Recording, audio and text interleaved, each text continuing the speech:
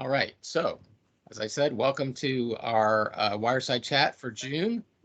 And our guest tonight is Gregory Kompes. Gregory is one of the first instructors that we hired for the MFA program about 5 years ago. In that amount of time, he's lived in, I think this is the third state that you've lived in that Yeah. in that time, but he's remained a constant figure at SNHU. He helped us to develop this program. He served as a subject matter expert, and since then he's been a stalwart instructor, extremely knowledgeable in many different areas, from writing itself, of course, but also the publishing and marketing of his own work. He experiments a lot in different methods of delivery, self-publishing platforms and strategies. So I think we're very lucky to have him here tonight. And we're also, in this episode of Wireside Chat, going to be talking about Pride, or we're celebrating Pride. That's what's going on this whole month. But I thought we would also take a moment to kind of talk a little bit about the impact that LGBTQ writers are increasingly having on the publishing space and literary world, and what we see the prospects of that continuing to be. And I'm joined tonight by Anne-Marie Yerkes as my co-host. Anne-Marie is another longtime serving instructor in the MFA program. Also has been here right from the start. And we're very thrilled to have her as in her first co-hosting opportunity. Thank you. So without further ado, I'm going to ask Gregory to just introduce yourself a little bit, and then we'll really get the ball rolling. Oh, I'm sorry. I'm sorry. And I want to encourage everybody, if you have questions, please type them in the chat, and we will relay them to Gregory or to any of us if you have questions, and we'll answer them. Okay, sorry. Now I'll shut up. No, it's fine. You've done a great introduction. I love that I'm part of SNHU. I like the program. I talk about it probably too much to people. I meet a lot of writers. I go to a lot of conferences. Conferences are a big deal for me, and I find myself talking about SNHU and how special it is because it has the genre focus. My MFA did not have a genre focus. It was a literary focus, like most MFAs in the country. So I'm really glad that I got to be part. And it's worth noting that I got the job. I was introduced to SNHU, and I got the job as a subject matter expert because of my LinkedIn profile.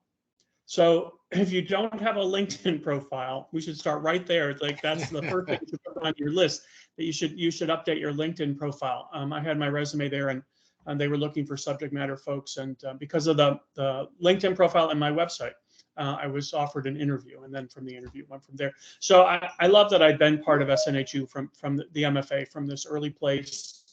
And now I've been there long enough and taught enough sections that I'm also working on another master's degree, because if you've been teaching long enough, you get to take classes at SNHU too. So I'm also seeing it from a student's perspective now, and I'm really enjoying being part of the program. So there's an awful lot going on that's good, and I like that the program also keeps evolving.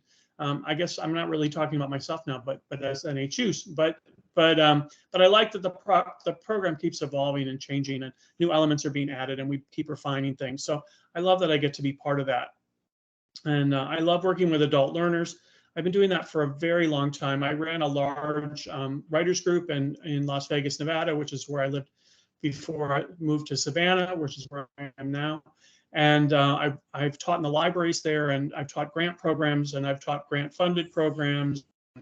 I've gotten some National Endowment for the Arts grants and all kinds of interesting things to work with adult learners. So I think it's you find your niche and you find what you like to do, and then you focus on it. And then, of course, along the way, I've written a whole bunch of books. So, and like Paul said, I do love to try new things. I've been traditionally published. I've indie published. I indie publish a lot of stuff right now.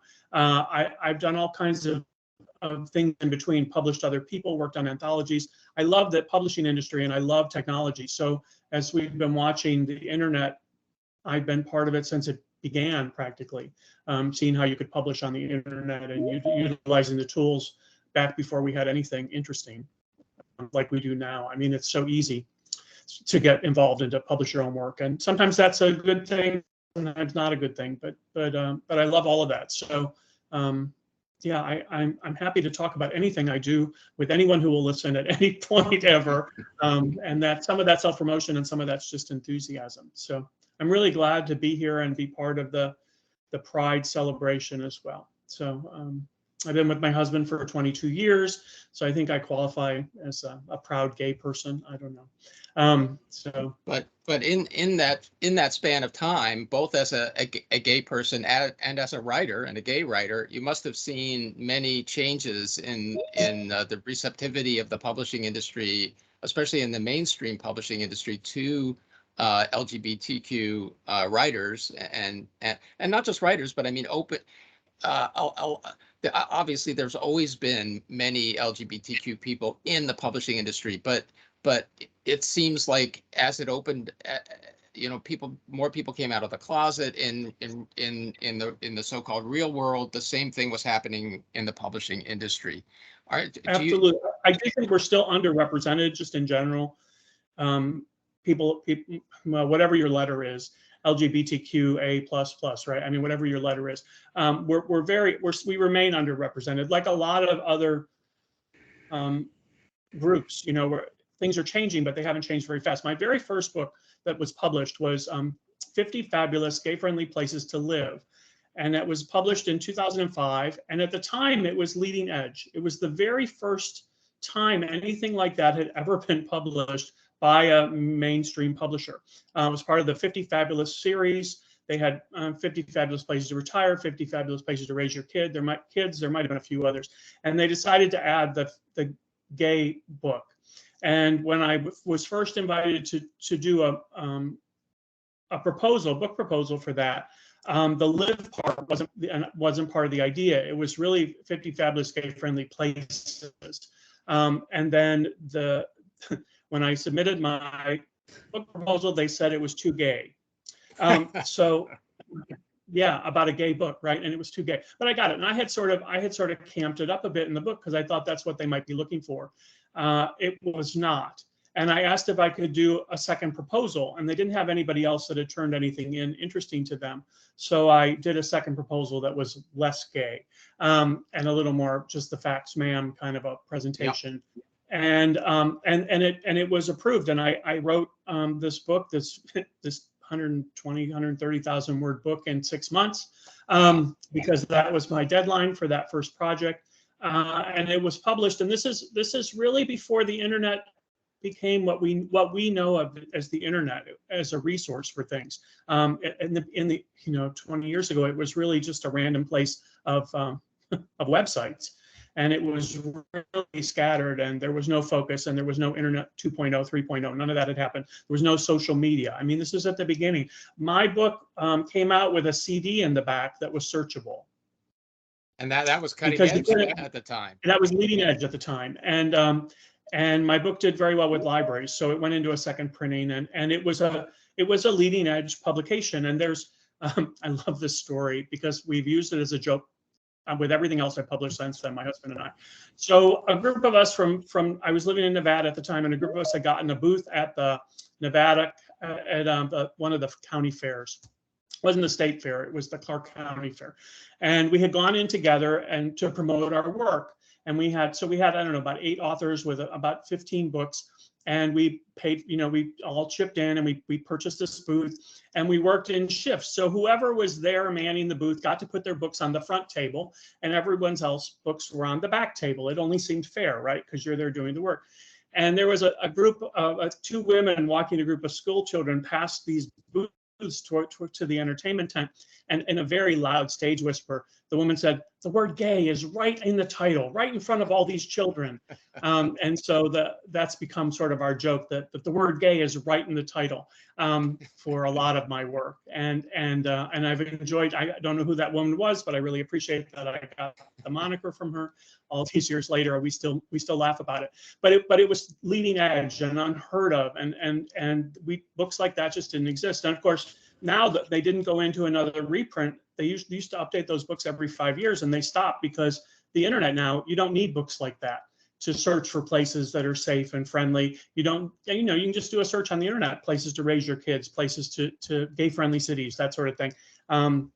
But at the time, it was at the very leading edge of all of that. So I'm glad I got to be part of that.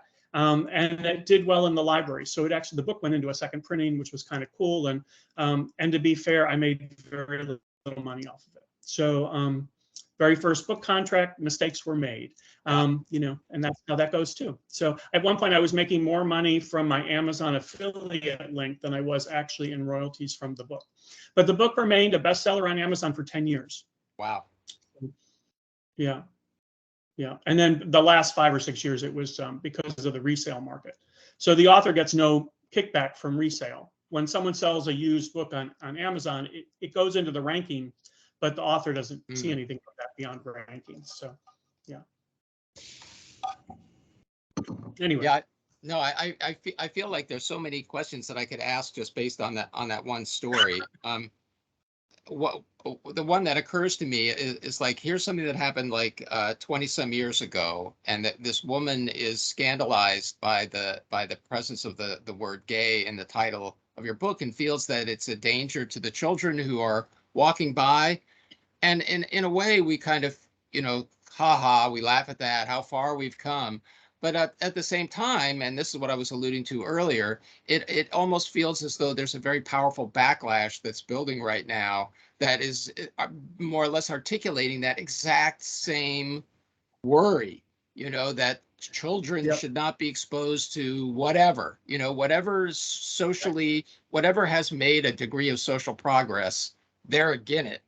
And they don't want, and the reason that they give for that is, protecting the children. Right. That's been a phrase that's been around in a lot of communities, not just the gay community, for forever. I've always said this, and I will stand by it. I think the children are going to be just fine. The kids are actually adjusting to the changing world very, very well. I have a niece and nephew who are in their early 20s, and they're more liberal and more open and more accepting of differences than any group of people I've ever met in my entire life. And I know it's not just them as individuals. I know it's their collective groups. So there's that. But it's the adults who are scared, and they're afraid of losing control and losing their power. And we see it all the time, not just with gay titles, but with a lot of different titles. We're back in this era of banning books. It seems to run in waves. Every 7 or 8 years, we see a new wave of banning books, and a lot of the titles are gay or gay related. This whole it's been the moniker for Florida, "Don't Say Gay," law. That law is going to be perpetuated across the country, and so we have to be vigilant. We have to be as vigilant as we possibly can, because if they're going to take away my right to publish, you could be next. And I say that to a lot of writers. Books should be available. The one advantage we have, I was just talking to a writer about this 2 or 3 days ago, is that I didn't have the internet when I was growing up. It didn't exist. And it was hard to find. We were talking about gay titles. I think this might have been with a student in one of my classes. We were talking about the availability of gay titles, gay and lesbian titles. I'll use the moniker gay, and I know that's wrong, but gay and lesbian and bisexual and transgender titles, they didn't exist, and you couldn't find them in the library. And if you grew up in a small town like I did, you couldn't go in and ask your librarian. They were like, "Oh, we don't have anything like that here. You shouldn't even be talking about it." I mean, that was what was said to me when as a young person going to a library. There were 30 bookstores, but those were for different kinds of publications, right?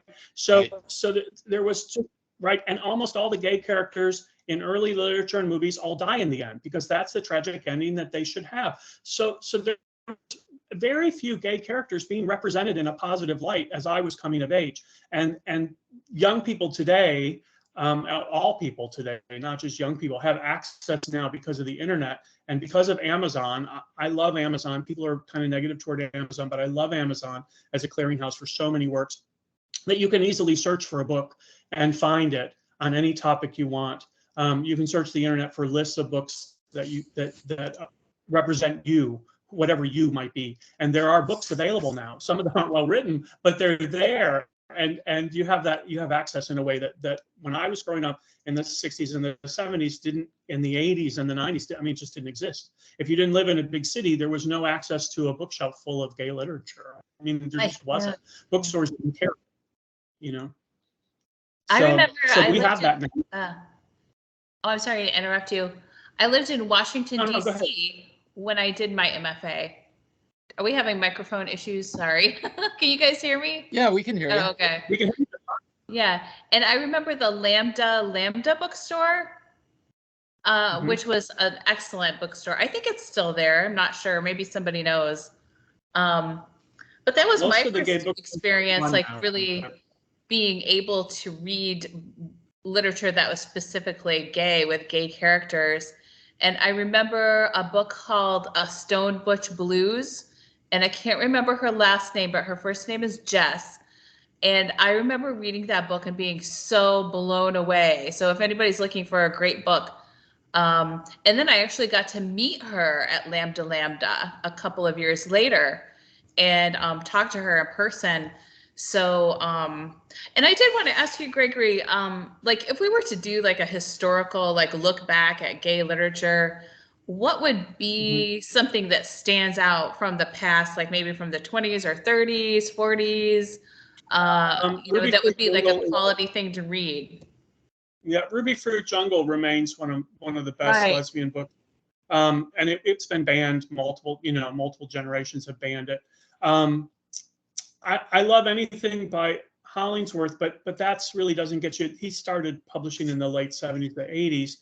Alan is pretty amazing, and one of the conferences I go to, they bring the legends in, and he's one of the legends who comes in.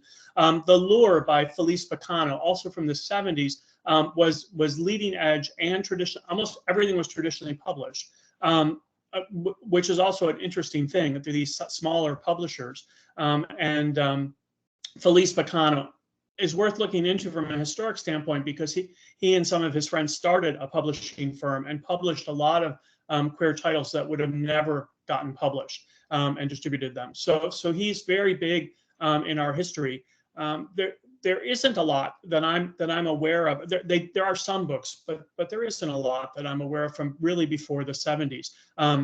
There are a few things from the 60s, and there were those pulp fiction novels that do show up every once in a while with the wonderful covers. Great, fantastic covers. Yeah, right? Great covers.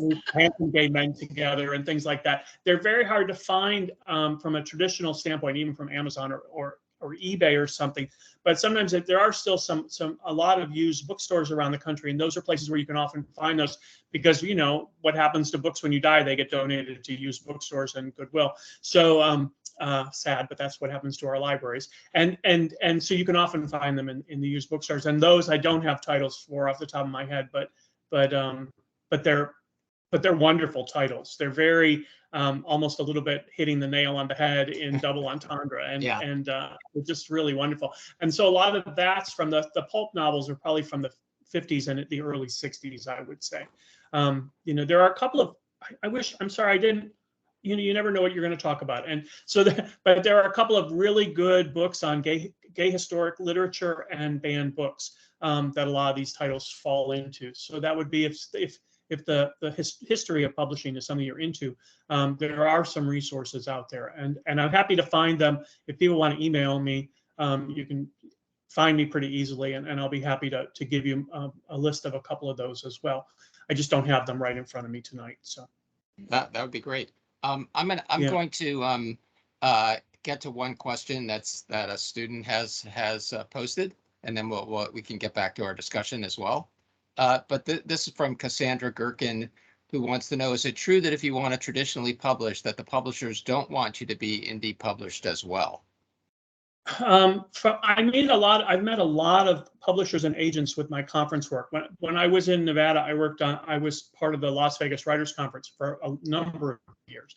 And so I got to meet a lot of agents and publishers. And it's been shifting a bit over time. Andy Weir's, of course, the great example of that with The Martian. He published that pretty much on his blog. Then he republished it on Apple and gave the book away, tried to give the book away, and Apple didn't want that, started selling it for 99 cents. It did very well. And of course, he ended up with a traditional publishing contract. And then the movie was made and the second book came out, which has gone a very different traditional route. So there are ways to do it. One of the things that a lot of the agents have said over the years that used to be no. The answer was just as flat out no. If you've indie published, they didn't want anything to do with you because a lot of the traditional publishers were anti-indie publishing. That is changing. It's just changing. The world is changing. Things are moving faster. One thing that I do think is true is if you have indie published, that you have to have a sales record and some good reviews to be able to traditionally publish something else afterward.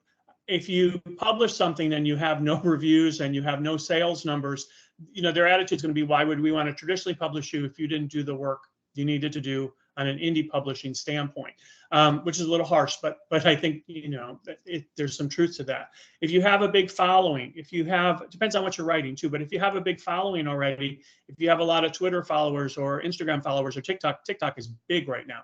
If you have a lot of TikTok followers, the odds are pretty good that they'd be willing, even if you've indie published something, to traditionally publish you because you have a following. So much of it's a business. As much as we love the art part of it, publishing, the industry is a business. So it's about selling books. And so you need a following to do that. That said, they're also, for those who are worried, I have a very good friend, Amanda, she wouldn't mind me saying her name, Amanda Skenendor. Her fourth book comes out in, I think, about a week.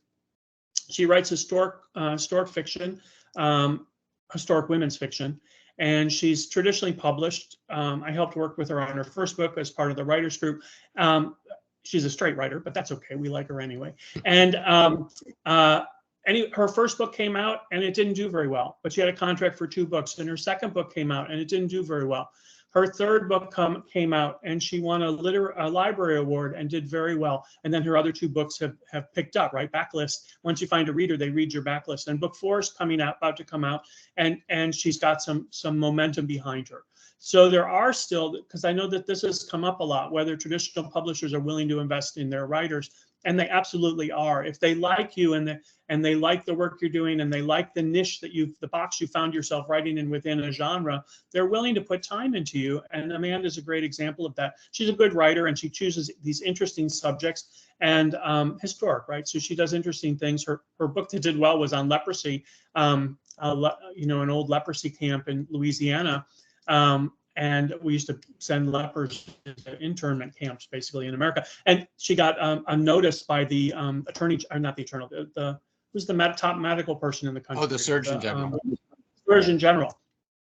We were just talking about the Attorney General because of the hearings going on. But the Surgeon General actually gave her like a blurb, said something nice and tweeted or blogged about it. And the book took off and it got into a bunch of libraries. So magic does happen, but it wasn't magic, right? Because she'd been building momentum with those other books. So she's built a career from zero. So that those things do happen. It's a little off topic for today, but they do happen. It sounds as though she was also not just writing the book, but doing the work necessary to promote the book. And she did get some help from her publisher too, especially by book 2. When you're traditionally published, your publishers have to submit you for awards and things. When you're indie published, you have to find a way in. Some awards are open to you and some awards aren't. Right. So she was doing some of the work and building her following and doing some other interesting promotion things. So, but it was a slow, hard, it's a bit of a slog, and she was a bit scared. But they did come up with that second contract for 2 more books, and thankfully they did, because now they made the investment. It's a little bit old fashioned what they did with her, and so that does still happen. Yeah, just putting that out there. I mean, I don't think one's better than the other, traditional or indie. I think every book has a home, and however you want to be published as an author, that's what you should do. You should pursue that as far as you possibly can. If you want to be traditionally published, do the work. Write the great book, write a great query, search for agents, go to conferences and meet people, do the work, and find your agent to get into traditional publishing. It's hard, but it's worthwhile if that's what you want. It opens a whole different set of doors than indie publishing. Indie publishing, very different. of the work level and how you get there. So big Yeah, and fan, both. I know many writers now kind of move more or less effortlessly back and forth between them, or they have kind of parallel publishing careers. Maybe they publish traditionally under one name, and then they have an indie career under another name. So I think that's good for writers. So I'm happy about it. Right. Well, Yeah. I want to talk a little bit about your new series, Queer Planet. Because first of all, I'm just interested in. I'm a science fiction guy. I'm a speculative fiction writer, so I'm very interested in that aspect of it. But I'm also interested in the platform that you're using and the strategy that you're following. So can you talk a little bit about that? Yeah, I can. So I have a series called the Broadway series, which it's a bunch of gay characters. It's set in New York City. It's a bit nostalgic. And that's where Tamberlane, we were talking about Tamberlane earlier. That's one of those books. And then I broke a bunch of rules, but I've always written across genre. I haven't just stuck to a single genre, and which is kind of a rule breaker, and it makes marketing harder. But I do NaNoWriMo every year. I love Nano in November. And if you don't know what that is, a National Novel Writing Month is the month of November.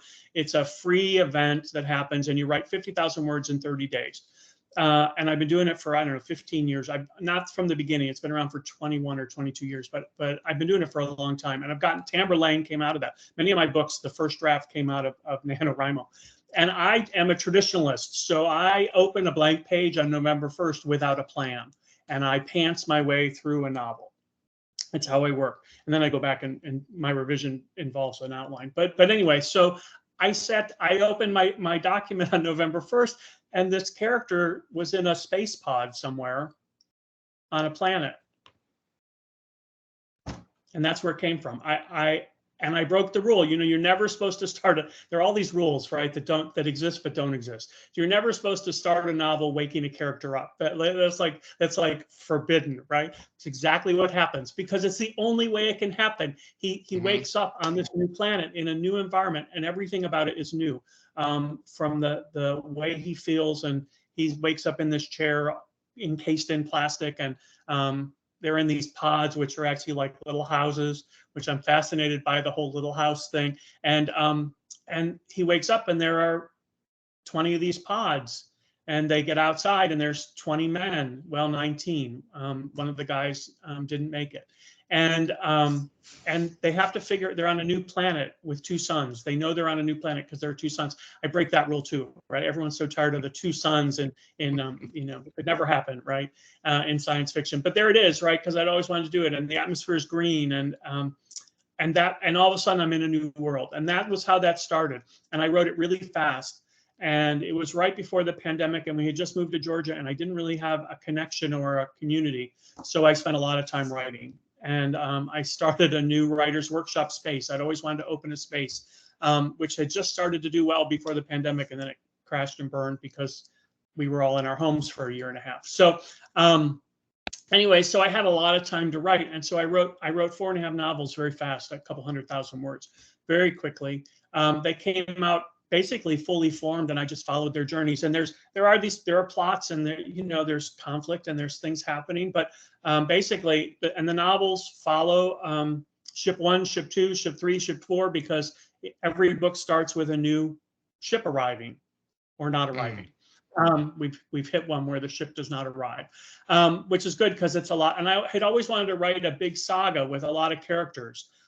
Every book has the potential of adding 20 new characters. It's a lot of characters. There's a lot of death because I can't manage a lot of characters at that level. But death would happen. Mistakes, right, would happen. People, and it turns out they're all gay. All the men being shipped to this other planet are gay. They don't know who's doing it. We're into book 5. They don't know who's doing it. They don't know why. They don't know why they've been selected. They are all Americans, but they're a very diverse cast. I also wanted to write a very diverse cast. They aren't all young and buff and hot, which is the tradition in gay literature, where all the men are young and buff and hot. And let me tell you something, that is not true. There are lots of us who are not young or buff or hot anymore. Maybe I was at one time, but I'm not anymore. So I do have a wide range of ages and body types and belief systems. because I'm exploring all those topics as a human being. So that I wanted this environment, and the only way I could do it was to put them on some other planet. I mean, realistically, but I started it day one on NaNoWriMo, and this is what showed up. So I had four books finished. Half of book 5 became the ending for I realized was the ending for book 4, but which is now been published. And my plan was, as I started writing quickly and learning to write fast, that was a new thing. These are also like, I don't know, I'm up to, I think, book 18 or 19 in my writing career. So I've written a lot of books. And so I'm learning to write fast and pulpy kind of, which I really kind of like. And I had decided I was going to explore this thing called rapid release publishing. And that was my goal. And then, so that's where I was heading. I was going to get a bunch of novels finished so I could do rapid release. If you haven't heard of rapid release before, there are a lot of authors doing it, and there are some authors making really, really good money. They're primarily using Amazon as their release vehicle, although there are some who are releasing wide as well, because there are people who are anti-Amazon and go other directions, and there are lots of other choices. The Amazon thing works because of the unlimited pages, unlimited Kindle unlimited reading, because there are some avid Kindle unlimited readers who consume a lot of content, and you get paid. It looks like right now it's about 4 cents a page for Kindle Unlimited. They boosted that up again. Anyway, so the plan was to do this rapid release, which is releasing a book every month. And there are people writing to that timeline. I cannot quite write to that timeline. That's why I was trying to get a block of books available and edited and revised and all of that first to go out. So sometimes it appears people are writing to that timeline, but in reality, they've stockpiled a series and then they release them. And if you're interested in rapid release, there's lots of material. There's a group called 50K 20 books. 50,000, 20, no, other way, 20 books, 50K, 20 books to 50K. Because a guy came up with this concept. If he wrote and released 20 books, he could make feasibly, he did all the math, 50 grand a year, and he could go live in Mexico. And he's kind of done that, although he's far surpassed that, Craig Martell. And there's now a big conference in November, which I will be at as an attendee, not a speaker, that's all about that. And so a lot of it's indie publishing, rapid release, all of those things. Joanna Penn is another person who's involved in this. Many of you have probably heard of Joanna Penn, especially through the MFA classes. She's a resource on some of the classes. Anyway, so you release quickly.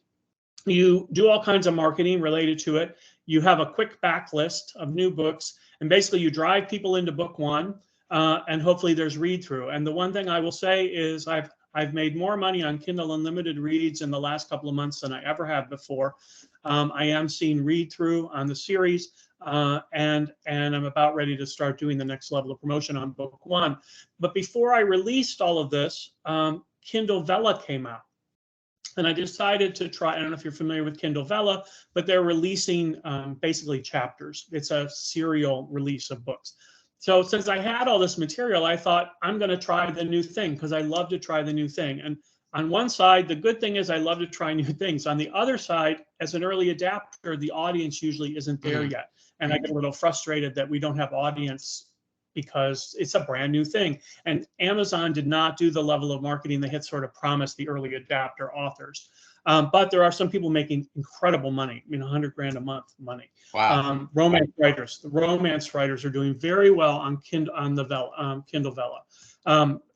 Romance readers read a lot, just in general. Whatever your genre of subgenre of romance is, romance readers read a lot. So it's a very good place if that's your niche to play with Kindle Vella or rapid release or any of the other publishing things. So I tried Kindle Vella and it failed miserably. And watching almost all the sci-fi people, a lot of the gay literature people, people in my lists all failed. Several of us actually ended up having a conversation and we were all not doing well. And Amazon changed their rule for a lot of us and would let us pull our work out. There were all these rules about how long you had to leave your work in that you agreed to when you started publishing.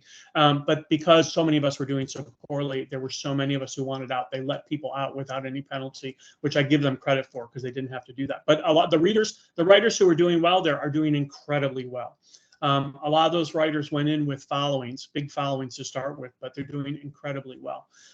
So anyway, so I pulled all my stuff and I went back to my original plan. I gave myself another 6 months and I revised and edited and went through an editor and all of that. And then I started doing the rapid release this year. I just had my 4th novel come out in the series, and I've learned so much, and it's been really fun and interesting. And I'm trying to get book 5 finished so I can get it out on time. It's hard to write fast and to keep writing fast, and but in the meantime, I've written 2 other novels. So because things happen and I sit down and I meet a character and I write a novel, and I wrote a serial killer. I've never thought I would write a serial. My husband loves dead guys. So there needs to be a dead body on page 1. That's how he gets engaged in books. So a lot of my books have a body now on page 1 who's dead. And but I have a murder mystery that's hopefully the first in a series that's now been edited. But I decided I want to write at least book 2, if not book 2 and 3, to get that ready. And then I have my second steampunk novel. So I have, I'm sorry, I wandered way off course, but so I have all of this stuff going on all the time, which helps keep me interested. It's not that you have trouble writing quickly to a deadline. It's that you're writing so much quickly to a deadline. Right. Yeah. Yeah. So I have this new gay character two new gay characters that have showed up during my prompt classes. So I've been writing all these prompts about Gede and Alistair, and so that's going to turn into something too. But anyway, yeah. So let me go to one of our questions here from the audience. Do you think that Don't Say Gay campaigns will negatively impact our ability to find an agent, traditional publisher for queer themed work? No, I don't. I think if anything, it's amplifying the need for more queer work. I think this is the Don't Say Gay and all these laws and rules and banning and all the stuff that's happening is reactionary. I think one of the things that's happening right now in publishing that I'm seeing with short works especially, and with promotions, if you read Publisher Weekly, there's a lot of promotions happening of marginalized voices, people of color, and that's the work that's being promoted. There's lots of queer books coming out. There's lots of people of color. There's lots of interesting voices that I've never experienced before. And I don't even have all the right language because it's changing so quickly about how we can talk about it, and what titles and whatever you can give to it. But there's a lot of Indigenous people literature that we've been reading for our writers group. I'm part of a book club. We've been reading. There's a lot of Black literature. There's a lot of Caribbean literature. There are lots of queer things that are coming out. I think anything that happens over there politically has very little to do with what's happening here. And I think if you're a queer writer, you write your book, and then you seek out however you want to be published. There are lots of periodicals, lots of gay publishers, lots of genre publishers that are looking for content all the time. It's what they do, and they're not going to stop doing it because one governor is anti-gay. Matter of fact, they're going to have these plans to get gay books into the hands of teenagers because that's where they need to go. So I am political, but I'm not political, and I think you need to write the book you want to write. Write it. Just write the book you want to write, and then seek publication. There are lots of publishers that only publish gay and lesbian literature, that only publish queer literature. There are 2 or 3 new trans publishers. The small publishers, sometimes they last, sometimes they don't, but there are people looking for content all the time. There are gay periodicals looking for content all the time. And some of the traditional periodicals, the journals, are looking for queer literature because they're trying to fulfill the need, their new mission statements of other voices. So don't be afraid of who you are. Don't let those people make you afraid of trying to get your work out there. Write your work and work on getting it published. And that you're going to get rejected, but that has nothing to do with the markets. I mean, anyone who's publishing and putting their work out there gets rejected. Lots of rejection.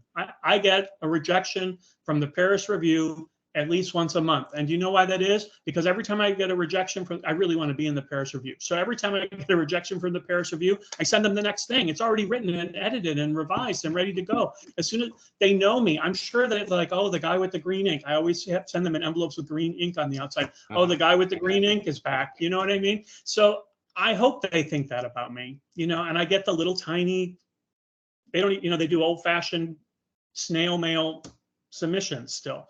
So yeah, you got to be submitting and just submitting and submitting, and you're going to get rejected, and then you're going to get accepted, and then you're going to get rejected by the same place that accepted you. This is how this industry works. Once you get a first publishing contract, if you go traditional, a lot of contracts have right of first refusal on the next project. So at least you have somewhere to send the next project to. We're back to doing a lot of 2-book contracts. I'm seeing a lot of that from my friends. And I also think in genre fiction, the way to go is to write at least a trilogy. You've got to write a series. If you want to get accepted, you don't sell the whole series at once usually, but you let them know this is book 1 of a series. People writing series are doing better than people not writing series in genre fiction, just because readers. Uh-oh.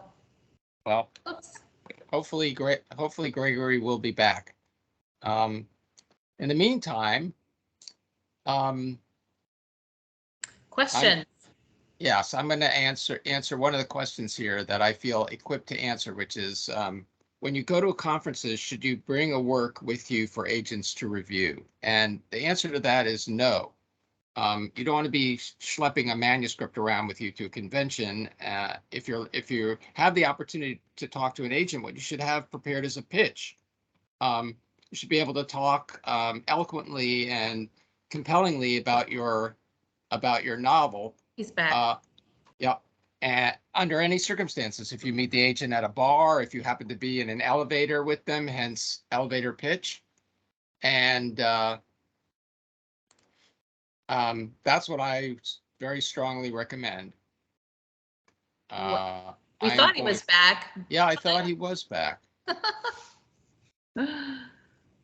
He was back momentarily. Maybe they're having a thunderstorm down there. So Anne-Marie, you're in Florida, aren't you? I am in Florida. So that's kind of like we've been talking about, the Don't Say Gay and everything like that. That's kind of ground central for all of that. Yeah. So what have you noticed in terms of just the general atmosphere and feeling among writers in your state? Well, you know what I've noticed about Florida? It's very gay here. So I think maybe some of that is coming from denial, or I don't know. But if you want to come to a state that is gay, come here. Yeah, there is no absence of gay culture here. And I'm only here for a month, but Oh, okay. Yeah, I'm just here, kind of like my husband and I both work remotely, so we sometimes go other places just for a variety. But it says, okay, Gregory says he's back, but we have to turn his mic back on. Yeah, I'm turning his mic on. Oh, okay. Okay, so some of the students had some other questions. Let's see if there's anything that we can bring up. Again, we had a big influx of questions all at once. So if you're waiting for your question to be answered, we're going to get it. Nick said he lives in a town where it's hard to find gay literature. So what are some good books to read? Did we answer this question? I don't think so. We have not yet answered that question. I'm back now. Can you hear me? Yep, we can hear you. Yeah, you're back. Yeah. Okay, good.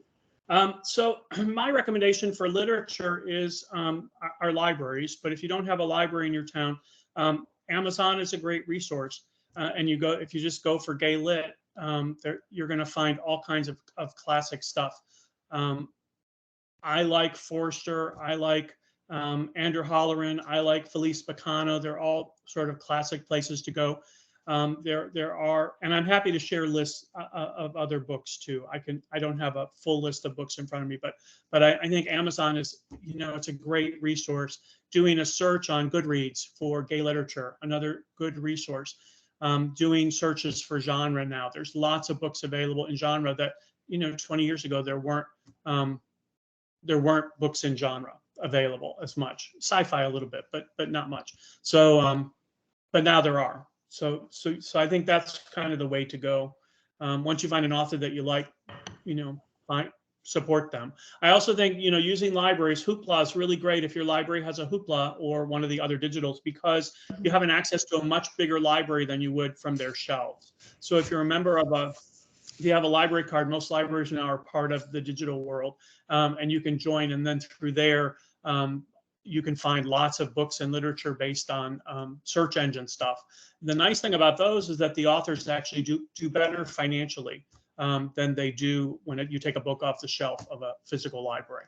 They're getting a royalty every time you check out a book, which is very nice. So that's one of the new arrangements with libraries. So that would be my recommendation. Talk to gay authors that you like. Go to gay conferences. There's a great gay conference in New Orleans that just happened in the spring called Saints and Sinners. I highly recommend. New Orleans can be a little expensive to visit from a hotel standpoint, but the conference is like $125 for 4 days.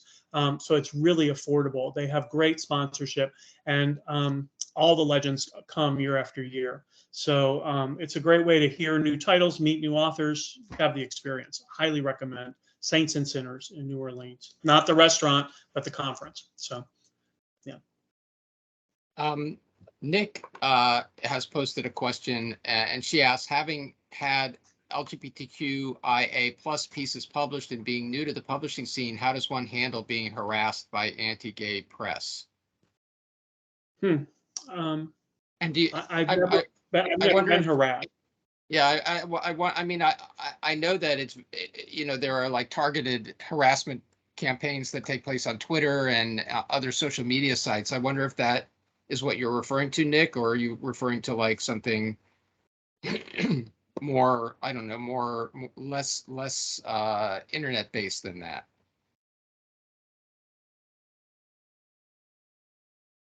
I mean, I see it on Twitter all the time. It's just awful. Outside of social media, yeah.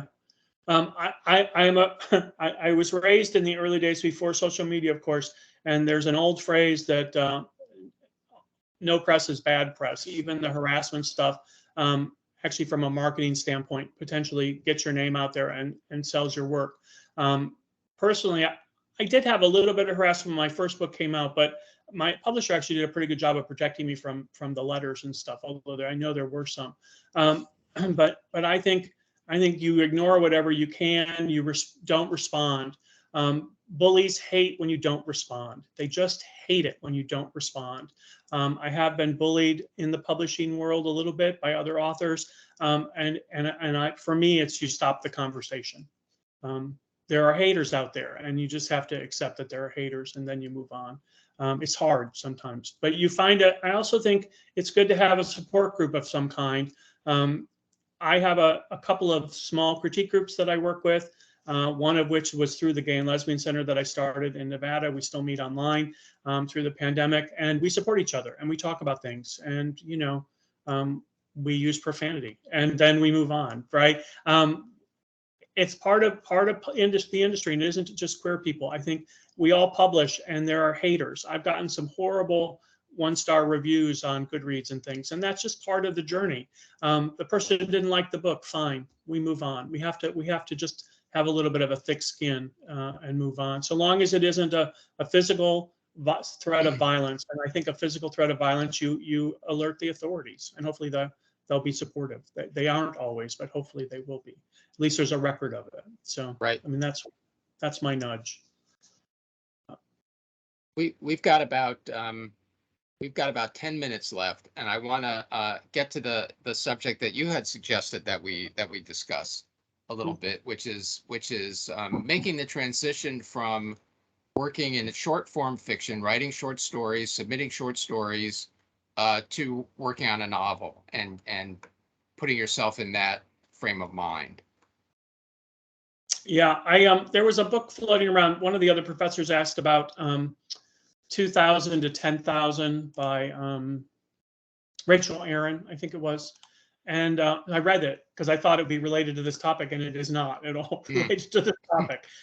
Just from a point of view, it's about how she got her daily word count up from about 2,000 words a day to 10,000 words. Wow. So from that's interesting to me, because I think creating lots of content is good. But And then that gives you something to revise. We need words to revise. As far as getting from short form to long form, I've been thinking about it since we talked about it. I think it's a hole that we need to explore, and I don't really have good answers for. I mean, I truly don't. There's a book I love by Donald Moss called The Emotional Craft of Fiction. And in that, I got to do a conference day with him, and he did a whole day of training. He's really cool. If you have a chance to meet Donald Moss at a conference or something, or do an upsell with him. He's got 4 or 5 books on writing, and I really love The Emotional Craft of Fiction. And one of the reasons I love it is because he talks about the idea of not letting your protagonist reach their goal ever until the end, even if it's a small goal. It's not an original idea, but he really stresses it. But you want micro tension on every page and macro tension for each section, and then for the story at large. So micro tension is that idea of not fulfilling the goal. Whatever the goal is, there's always something standing in the way. And most of us it's very hard to do, to not solve the problem. My first novel, which is really not very good, people like it. They like the characters. I write great characters, but this is not a great plot. And it's because it's very serial. I in every chapter, the protagonist gets what he wants, more or less. So there's a few wants he doesn't get throughout the whole book, but it really is a bunch of short arcs. And I think it's that idea of how we transition from short fiction to long form fiction is how we solve the problem. And we have to not solve the problem, right? If your protagonist needs a drink of water, they're being chased by, I don't know, aliens, but they need a drink of water. Then when they get to and they're in a school, for example, they get to the drinking fountain has to be broken. They get to the restroom and the sinks are all pulled off the wall. That he's running from aliens, but he really needs a drink of water. The vending machine is unplugged and he doesn't have $1 that'll go in or something. It's stupid. I'm making it stupid just to make the point. But that idea of never getting your protagonist their drink of water, whatever that takes, while they're still being chased. There are these moments that we stretch things out, and long form fiction, we get to explore things in more depth. There are subplots, secondary storylines. Everything should have some level of romance in it, in my opinion, even if it isn't a romance story, right? Because your characters are human and they have physical needs. Yet we don't want to spend time eating a lot of meals or going to the bathroom or taking showers. You know what I mean? The everyday stuff, we sort of leave most of that out, unless there's a reason for it to be there. So you have to kind of pick and choose. But I don't know. I think it's all about tension, and the content needs to matter too. So, but I don't have a good answer for how we get there. Maybe you guys have both written books. How do you get there? How do you get from short? I'm gonna throw that to you, Anne Marie. What do you think? Well, one thing I want to say is that it's okay to write short stories. If you're writing short stories, you don't have to write a novel. I mean, I know in our program we require that. You do, right? Yeah. In SNHU, so you do. But I want all the short story writers to feel okay about writing short stories. No, absolutely, 100%. Yeah, because I know how you feel, because I've been there too. You write short stories and you wonder, like, how do you start writing a novel? And one way to do it is just think about each chapter as a short story, and lots of novels are written in that kind of style. And then also a short story can be the beginning to a novel. So you write a short story, and that doesn't mean that you're done with that character, you're done with that setting, you're done with that story at all. It might 2 years later become a novel. So just because something is a short story doesn't mean it has to stay a short story. It can also be a novel. Yeah. I mean, and short stories make the best movies. So there's that too, from a transition standpoint. Short stories make much better movies than novels do. I think. But for SNHU, we need to write the novel. Yes, so. You've got to write a novel of at least 50,000 words. You can do it. Yeah. Don't forget that. Yeah.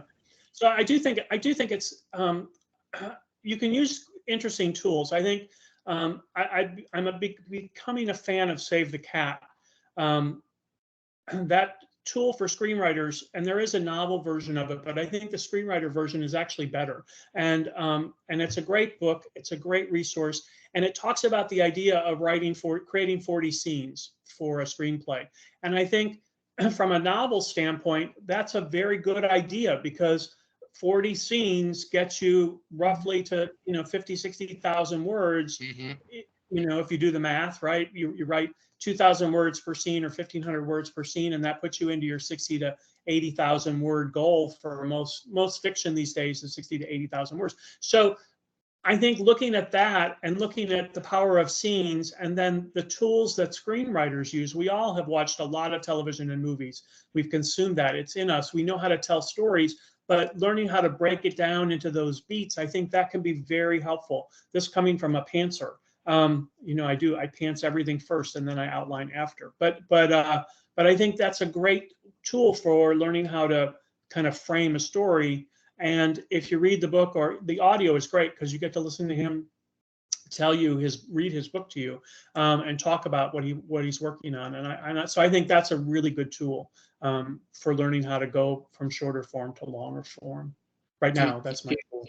Do you think there's a danger in that, though, of starting to write novels that resemble screenplays too much? I do. Actually, I do. I think following a formula in general is maybe not the best way to go, but I also think if you've never done it before, you need a tool. And just because you have an outline, I mean, we have our students create outlines in the genre classes anyway. So just because you write an outline doesn't mean you're going to write the book that's in the outline. Right. So many of us write an outline and then, halfway through your book goes to the right. Your character goes, no, we're going over here, right? And it ends up being a better story for it, usually. Sometimes you end up in an alley and you're in a dark alley and you have to kill somebody to get out. But that can be fun too. But I think so it's a tool. I don't think this is how you should do it step by step by step, but having a tool that makes you go, oh, now I see the arc of my story, right? I think being able to see the arc, this may be a way of learning how to go from short fiction to long fiction, right? Having a goal, knowing the end sometimes is all you need. Knowing the beginning and the end is enough. So I think in a first book, you don't have to worry too much because you're going to write the second book in a very different way. Yeah. Sorry, Paul. No, that's very true. And I think for me, it was very helpful. Like my first novel just came out, I pantsed the whole thing. Somehow it had been building up in me for my whole life. I never really knew it or understood it, but it had been, and it came out, very well structured, and the plot was effective. But I couldn't do that for my second novel because I didn't have another 30 years to germinate it. I had signed a contract, and the deadline was, approaching very quickly. What helped me there was basically I stole, and what I stole was structure.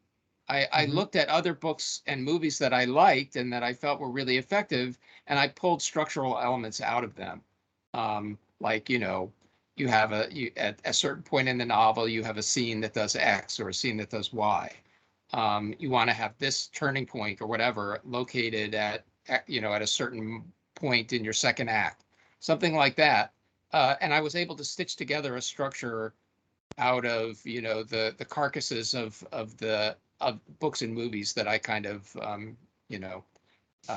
consumed for that purpose, and it was effective, and that's more or less what I've done ever since. Right. And that's my little secret for how I was able to transition from short to long form fiction and do it on a consistent basis.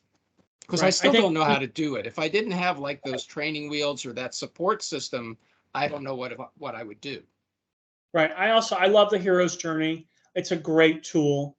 It's a classic tool. Wizard of Oz, right? It's the hero's journey. I've gone to the Wizard of Oz. That's a book. I mean, that's my favorite movie. I've seen. Right, and it's a hero's journey with a hole in it, which I also love as a teaching example because there's a hole in the hero's journey. So it shows you don't have to. There you go. You don't have to use everything. Plot perfect. Yeah. This is just a book I like that I had. I love Paula Meunier. I don't know how to say her last name. Can you type that into the chat? Yeah.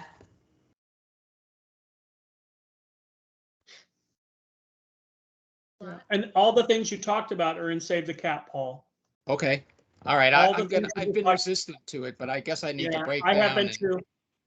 But I had a student who had the light bulb come on a couple of classes ago, and it was Save the Cat. And I went, okay, So now I have to read it because I have to really understand what the student's talking about. So Right. I went back and I got the audio version. I listened to it on the treadmill, so I had no choice, and to keep going, which worked out really, really well. And now everything you just talked about, it's about structure, and it's about structure. It's not about this has to happen at this point. It's about this has to happen, and Right. here it fits good. And Yeah. our brains are wired toward these things. We're good storytellers. Humans are good storytellers. So. Yeah. Well, I think that's a good stopping point for our chat tonight. We've hit the 9 o'clock mark. I want to thank our guest, Gregory Kompes. I want to thank Anne Marie Yerkes for joining me as co-host. I want to thank everyone for joining us tonight, taking a little time out of your Monday night.